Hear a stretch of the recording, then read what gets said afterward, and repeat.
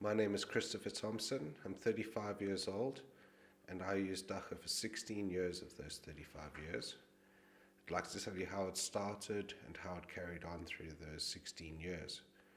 It was in my school uniform opposite the school in standard 6 or in grade 8. I was offered Dagga while walking through the park. I accepted it, I tried it, and it soon became a solution for my problems that I was carrying with me.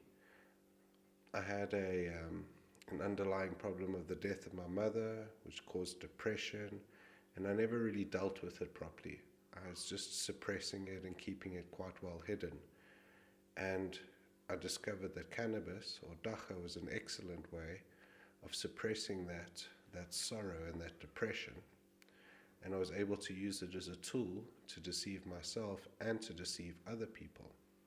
I started smoking Dagga on the weekends at that young age, in standard 6. That increased. By the time I got to matric, I was smoking daily. After school, I was smoking all throughout the day and night.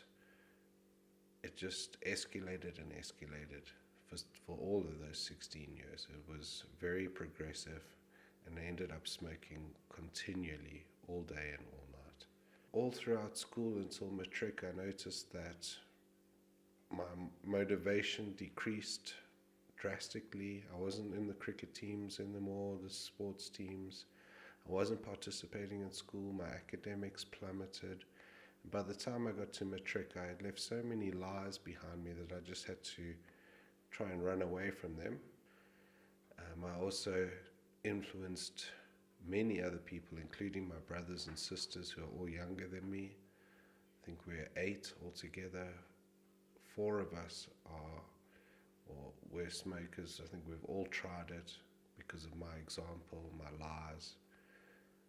I told them that it was something good. I myself thought it was something good as a way of solving problems, but that wasn't true. I look at some of the current problems that I've suffered as a result of these 16 years, and they include things like slow to learn.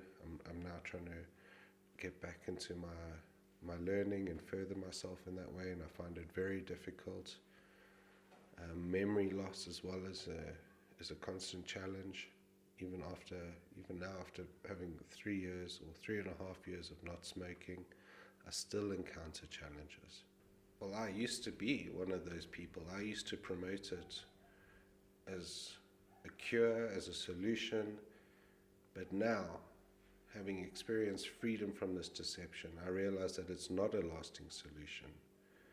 It's very deceptive, and those that are promoting it, like I was, are themselves deceived. I encourage other people not to use Dagga as a way of dealing with their problems, but to find a lasting solution, to ask for help, and not to follow my bad example.